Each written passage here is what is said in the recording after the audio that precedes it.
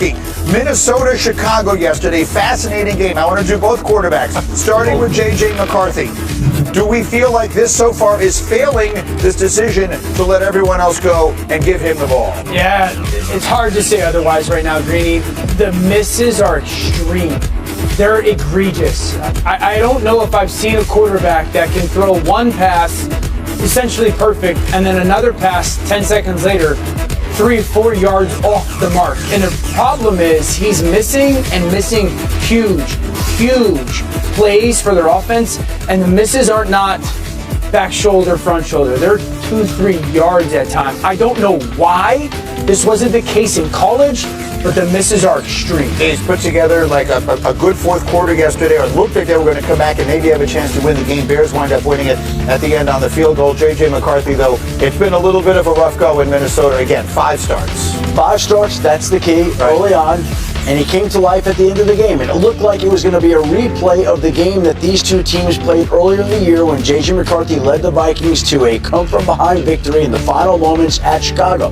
But I think that tells you how these two teams have flipped for the time being. This time, Chicago was able to come back and mount a rally of its own. And this morning, Chicago is in first place. At this time of the year, Week 11, for the first time since 2018, when they had a rookie head coach in Matt Nagy and a second-year quarterback in Mitch Trubisky. Rookie head coach Ben Johnson, second-year quarterback Caleb Williams in first place again. Fun with the Bears. Well, so let's do that here. Let's do the Caleb side of it, and then we'll go bigger picture here. What are we seeing right now in this young quarterback? He was outstanding. Probably the most mature and professional grown-up performance of Caleb's career. Under center play action has become huge. He consistently made the right decision. He consistently had the right answer versus what the defense was doing. Do I take the check down? Do I throw a chunk? Do I have to throw hot? Just a very impressive performance on the road versus a very good defense. Was conscious of how to value the football, make plays when they needed. I thought he was outstanding. You know what? And Rex made me think of this. Rex, you say this to me a lot. We work together 2 days a week now. I hear you say this a lot.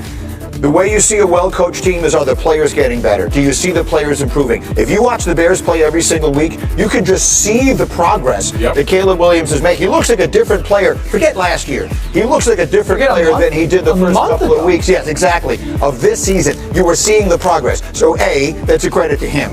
And B, it is a testament to the value of the coaching. I said at the beginning of the season that Ben Johnson had to deconstruct this young man and to build him back up. Well, guess what? The young man is building back up right now. And like Orlowski said, his composure and knowing where to go with the football, it's just been outstanding. It seems like every week it's getting better and better and better. And when you talk about not just Caleb, but the whole team, the way they're running the ball, their defense, how they're taking the ball away, they're doing all the things. It's funny, one-score games, they're winning the close games. Yeah. Something that the Kansas City Chiefs aren't able to do. They're doing the little things that win football games. He's evolving to a problem solver than a problem creator.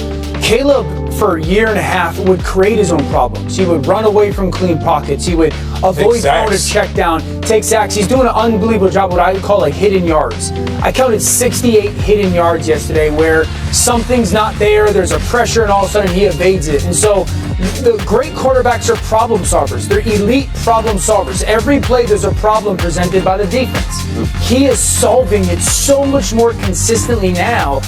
If you're Chicago, you have to be just over the moon right now. There's 2 people that solve problems the most in an organization. The quarterback on the field and the coach prior to that ball being snapped. They got it right. And here's the thing, Dan, you mentioned about him underneath center. Yeah. He was absolutely horrendous last year underneath center at a 20-something quarterback rating, right?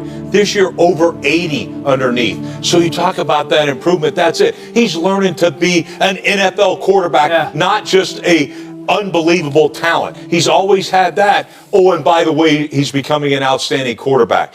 But Greeny, I got to say something. I don't know if it's sustainable on defense. This defense is horrendous. They're 3rd worst in the National Football League. Yeah. All right.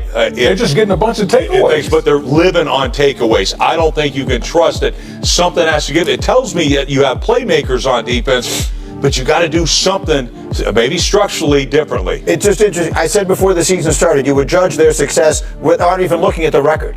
You would judge their success based upon when the season ends, do you say to yourself, we finally have the guy? The answer to that is already yes. So now all of a sudden, they find themselves, the Lions aren't as good as we thought, the Packers aren't as good as we thought, the Bears are in first place, look at the numbers here. All of a sudden, Dan, that shifts to where if you're a fan, you're thinking, holy smoke, maybe we do something this year. And this is the kind of thing that's going on across the league. Every year we expect the Ravens and the Chiefs and the Bills and the Lions to automatically repeat. And that's why this league is so interesting and compelling, because it's so rarely like that. You say, oh, are they going to be able to sustain it? Well, that's what keeps us so interested to see if they can. But you know what? The Patriots are for real. The Colts are for real. The Broncos are for real. And the Chicago Bears, they may not win the division, but they're in first place after 11 weeks, and they're going to have a chance to win the division. Okay, we have one piece of business left to take care of. With a generational talent, that's why the guy is getting better and better and better. And Rex, to be fair, some of that just takes time. And obviously, it's amazing to pair him with Ben Johnson. And you're going to see, obviously, as the reps accumulate, he's going to get better and better at playing under center, which he has. But last week, you said, he should have been sacked, I think, 8 times in that game. And they couldn't pull his flag. And so many of them, the thing that I loved, he gets out of a sack and throws the ball away even, right? Again, I think his receivers had 7 drops as well. Like, he was the best player on his field, and he just kept coming.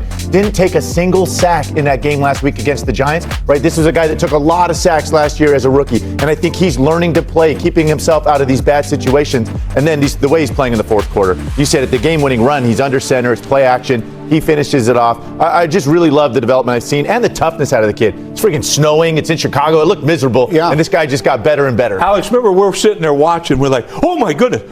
Yes. He got out of Houdini. He's getting out of it again. And the other thing, too, is, Alex, remember we're watching. And Mosh, you mentioned they had 6 drops in that game. Yes, right. Yep. 6 drops. I don't want to hear these. He only threw 60% completion. Oh, really? Do you watch the game? Yeah. Watch this guy. Oh, he's got a generational talent. The hell he's not. Yes, he is. So that's one side of the equation. Now let's go to the other. Caleb Williams doing this. J.J. McCarthy, I feel like I'm contractually obligated to remind you he has only started 4 games in his NFL career. But Randy, that's your team. You watch him as closely as anyone. What are we seeing? Man, you see a young quarterback, and this is me as a pass catcher, just need to understand how to gauge his athletes. Like, they're talking about the first play that he threw to Jefferson week 1. That was a dart. Mm-hmm. But besides Jordan and Addison, I think that J.J. McCarthy, Kevin O'Connell needs to understand how to gauge their athletes, because at points there comes a point of time in games where he escapes the pocket. There's the offensive guy right there ready to catch the ball, but he's giving him a fastball. So I just think there's some little things to be able to clean up, because we've seen what Ben Johnson, we sit up here talking about what Ben Johnson has cleaned up in Caleb Williams. Now it's time for Kevin O'Connell to clean up his young J.J. McCarthy. And all the expectations on J.J. McCarthy, bring him on, continue to bring him on. And the reason man got drafted coming from a national championship Michigan Wolverine. So all the controversy, all the negativity, yes, bring it on. But if there's one thing that I can definitely see Kevin O'Connell helping a young quarterback is gauging